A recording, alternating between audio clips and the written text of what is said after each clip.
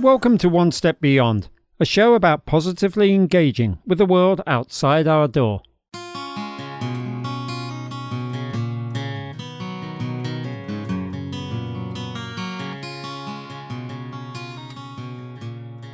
If you're a new listener, first up, welcome. My name is Tony Fletcher.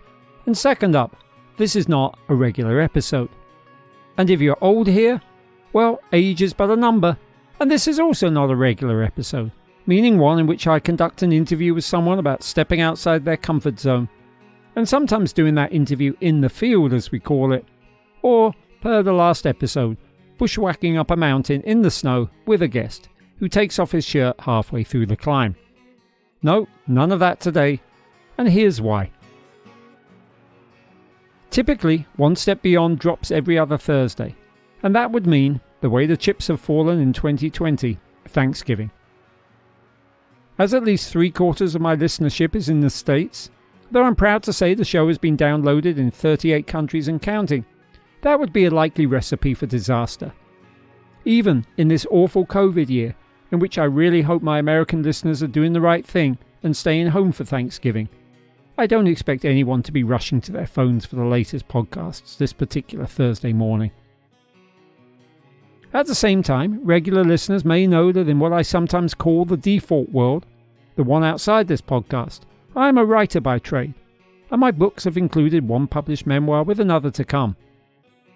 And those same regular listeners have probably heard me talking on a few episodes now about the trip I took in 2016 with my then wife and our younger, then 11-year-old son, whereby we went backpacking round the globe for 10.5 months. Not surprisingly, I wrote about those travels, gradually compiling a series of short stories about our experiences on the road, none of which seem to have dated especially fast, and all of which hopefully reveal or present some universal truths and commonalities. And so, rather than commit a full episode of One Step Beyond this Thanksgiving, I have decided to make this let's call it a half episode, by bringing you one such short story, It's Not True, set early in our journey, back in January of 2016, a whole presidency ago.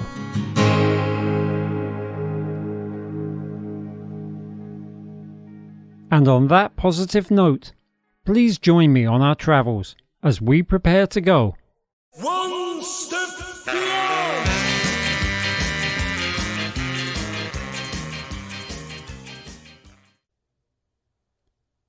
It's not true, says the youth sitting next to me on the overnight bus that is taking my family from the ancient Moroccan city of Fez to its Saharan border town of Mazouga.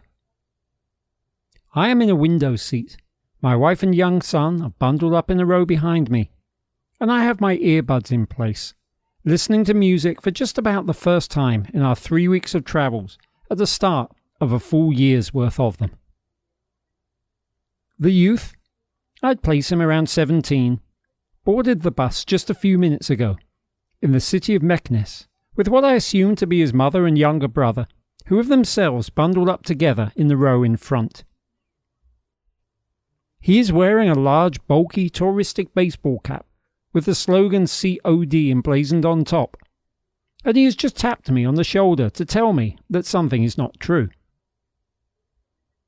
I'm sorry, I say, removing my right earbud, wondering what on earth he could be referring to, given that I am merrily minding my own business.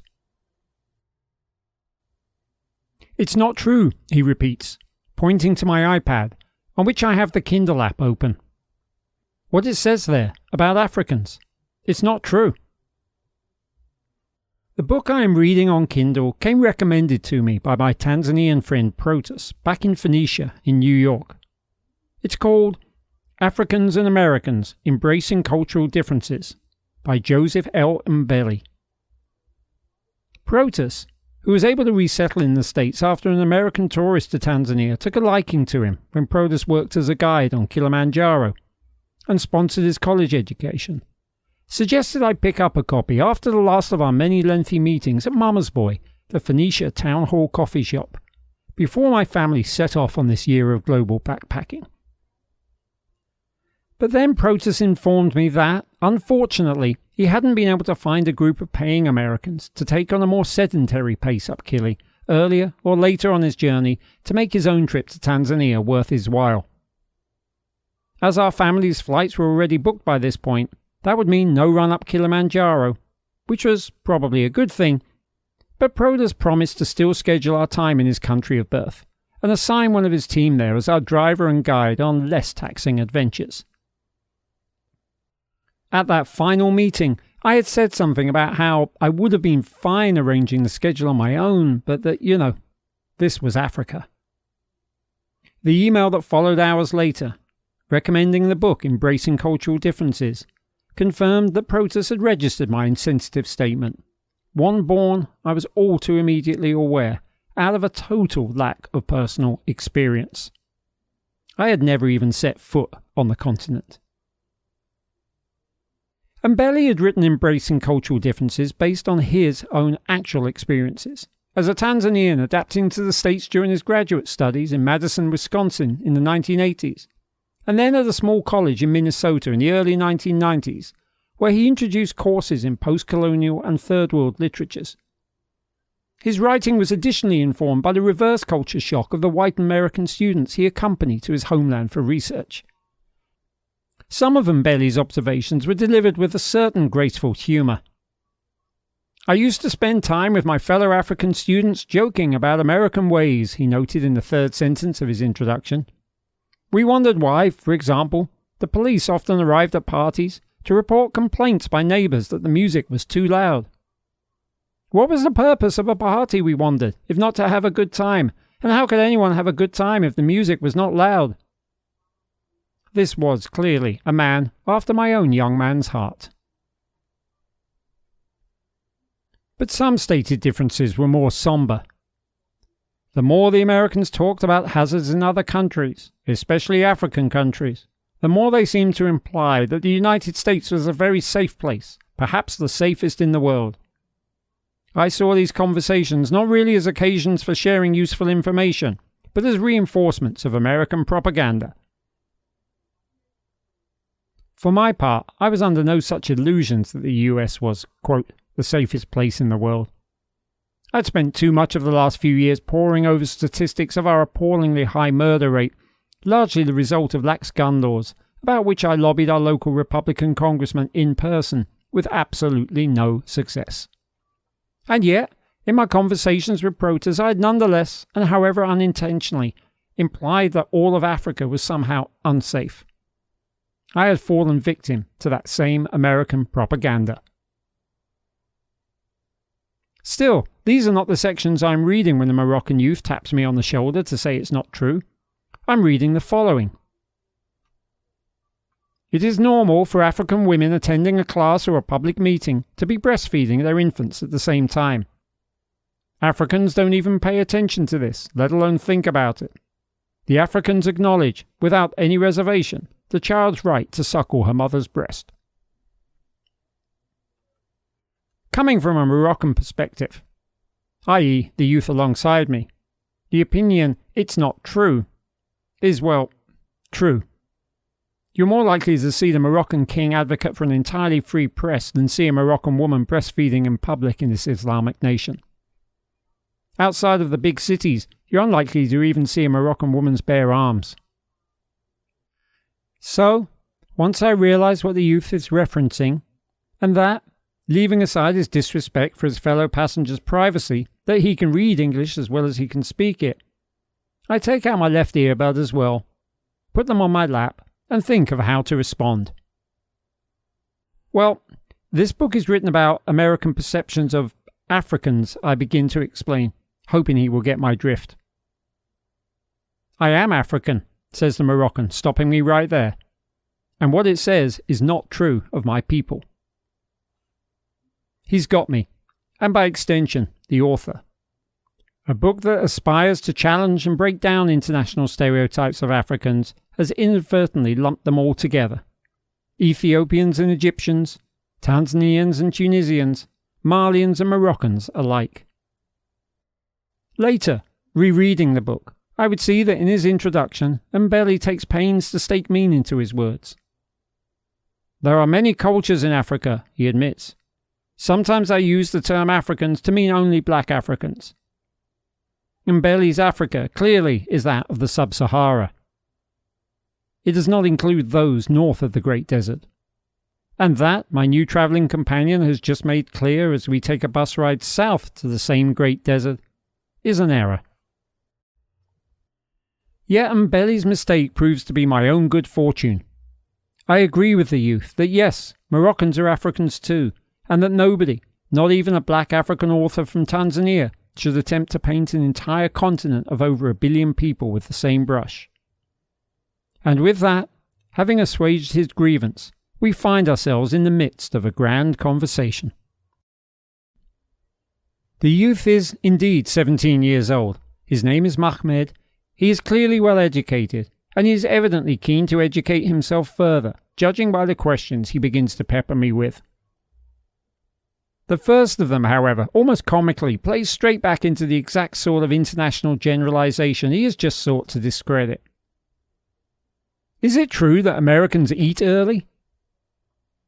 Now, this is actually a good one, because my British mother certainly believes they do, and frequently repeats as much to anyone who will listen.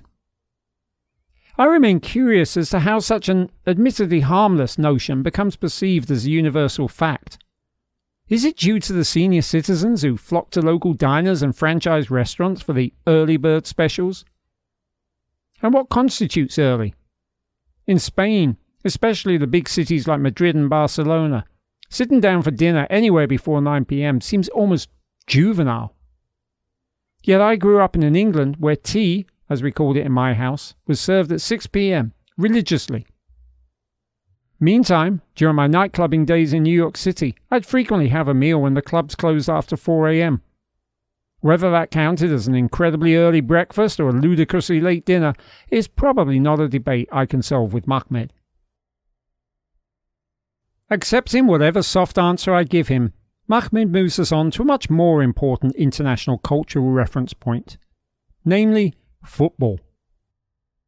My time in Spain so far, from which we travelled to Morocco by ferry just a week ago, has served as a mildly shocking reminder that the English Premier League does not enjoy total global dominance, and nor should it in a country whose La Liga includes the 2 best players on the planet. This, by the way, is not open to debate. For the last 8 years, either Cristiano Ronaldo of Real Madrid and Portugal, or Lionel Messi of Barcelona and Argentina, have been voted FIFA's Player of the Year. Mahmed, as with almost everyone else I will meet around the world, sides with Messi, the firm fans' favourite, the finest exponent of the sport on the planet, possibly Pelé included in its history. As we travel the world through the rest of 2016, I will learn that the name Messi carries with it as instantly recognisable a resonance and provokes as instant a smile as that of Obama. The Moroccans I've already come to discover on my few days in the country are far more obsessed with football than their country's dire reputation for playing the sport would suggest. On our bus to Fez, we pulled up for a lunch stop at a large cafe where an entire room full of men, and only men, were watching second-tier English football in a cloud of hashish. Recognising that he has a fellow fan alongside him, and a Brit at that, Mahmed moves on to the English Premier League at last, picking apart in technical detail the nascent managerial styles of the German Jurgen Klopp at Liverpool and the Dutchman Louis van Gaal at Manchester United. Football in the 21st century is a truly international, largely free trade sport. It is clear Mahmed knows more about the current standard of English play than I do, and I'm hoping to steer the conversation further towards my own team, Crystal Palace, to see what tactics he recommends our manager pursues, when he pauses briefly, like Messi after a run through the defence that has now opened up the goalmouth before him, thinking quickly how to place the ball in the back of the net. "What do you think of Muslims?" he asks, but in an almost offhand way, as if he could as easily have been asking me about the latest signing at Chelsea, or Messi casually chipping the goalkeeper rather than driving the ball hard at his feet. Now, I've been expecting this question, not so much from Mahmed in the here and now, but at some point in our journey, and especially in a Muslim country such as Morocco. And yet, I have not fully prepared an answer, both nations of which I have citizenship, that is, the USA and the UK, have fought wars in recent years, from Afghanistan to Iraq, that could be seen as anti-Islamic in practice, if not necessarily by design. And Morocco, as with all North African nations, endured great suffering at the hands of Christian and Crusader invaders. Additionally, it is surely impossible for educated Muslims, among whose number I would certainly include young Mahmoud here, to have ignored the xenophobic bluster of the Republican presidential candidate Donald Trump. I imagine the local media to be full of it, given how Trump's anti-Muslim rhetoric reinforces stereotypes of the USA as a monotheistic, reactionary, closed-minded nation, rather than the multicultural and largely progressive country I want to believe it wants to be at heart. But on the other hand, in neighbouring Tunisia just a summer ago, some 38 innocent tourists, 30 of them British, were mowed down on a beach by a lone gunman, one apparently radicalised by events further east along the African coast in Libya and Syria, where ISIS is currently waging its own campaigns of brutal savagery and terror in the fanatical name of organised religion. My westernised Moroccan friend, he of the fashionable baseball cap, love of European football, and fascination with American eating habits, has every right to be inquisitive. And I have every right to hedge in return. People are people, I say. I mean, there's over 1 billion Muslims on the planet, right? I mean, you know we have many in the States. I mean, as for Christians, they're mostly good people. But there are some people who are bad in every religion. Huh? I'm fumbling. Are you Christian? He asks. And this too is a good question. I was raised as one, I explain truthfully, and I continue that way. But I don't believe. I don't practice. I'm not religious, I say. You don't believe in God? Mahmoud is looking intently my way as he asks this. Correct, I say. I don't believe in an all-knowing God. I feel like Mahmoud is waiting for me to qualify that statement, so I do. Mother Nature is my only God. I put it all down to her. Mahmoud digests this, and then he says, slowly and deliberately, I don't know that I am able to not believe in God. It's a convoluted sentence that I find myself thinking about long after we part company, for there are two ways to take it. One is that Mahmoud, having been raised a Muslim in a devoutly Islamic nation, simply cannot contemplate there being no God. Such a notion is beyond the purview of his limited life experience. At the same time, I hear Mahmoud saying that he is not allowed not to believe in God, which is another thing entirely, suggesting that, given the opportunity, he would like to explore the possibility to further grapple with the issues of science and religion and how they can coexist in the 21st century world where facts should carry more weight than myths. But he chooses not to elaborate, and I choose not to push him on the matter.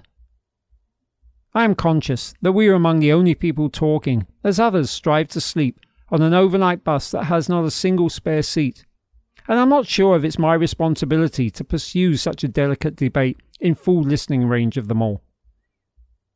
Mahmoud, for all his self-confidence, and for all that his fellow Moroccans far outnumber us tourists on the bus, perhaps feels the same way. I do ask him more about his own life, and he tells me that his father died 3 years ago, and that his mother, sitting in front of us, is a wonderful woman, and that she is treating him and his brother to their first trip into the desert. I sense that maybe they have reached a point of financial security, and that this is the boy's reward. Mahmoud leans forward to his mother to retrieve a pack of Pringles, and as is instinctive for Moroccans, indeed a matter of duty, offers some to me, the visitor. I politely decline. It is late.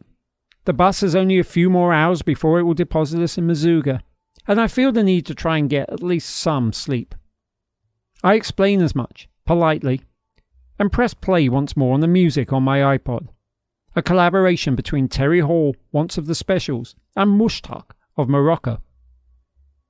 I don't reopen the Kindle and the book that inadvertently lumps Africans of all colours, creeds, races and nations together.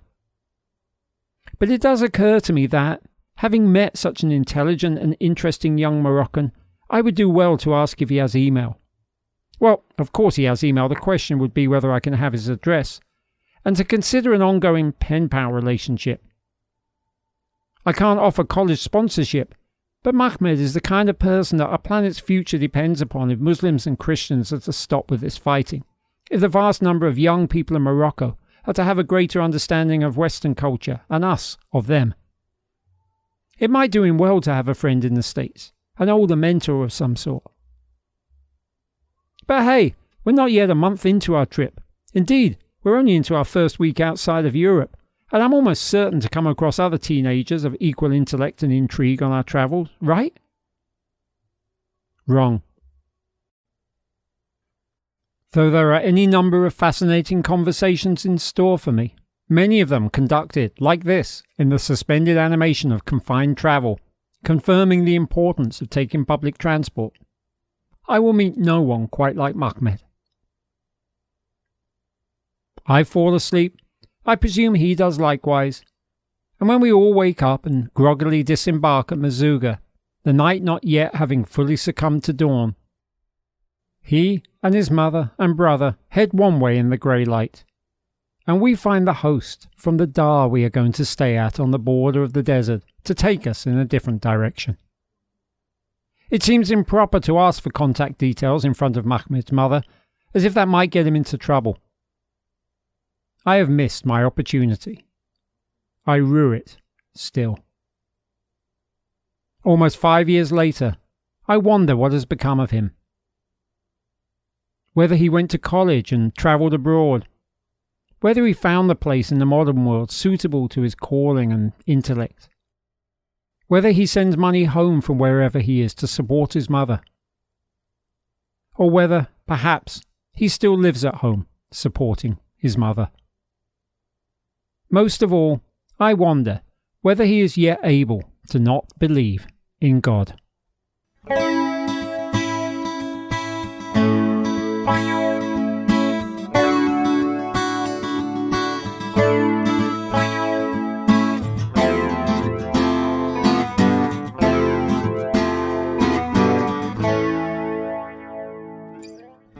This episode of One Step Beyond was written, produced and narrated by Tony Fletcher. Incidental music in this episode is by Noel Fletcher. The theme song is by Madness, used with permission, and the logo is by Mark Lerner.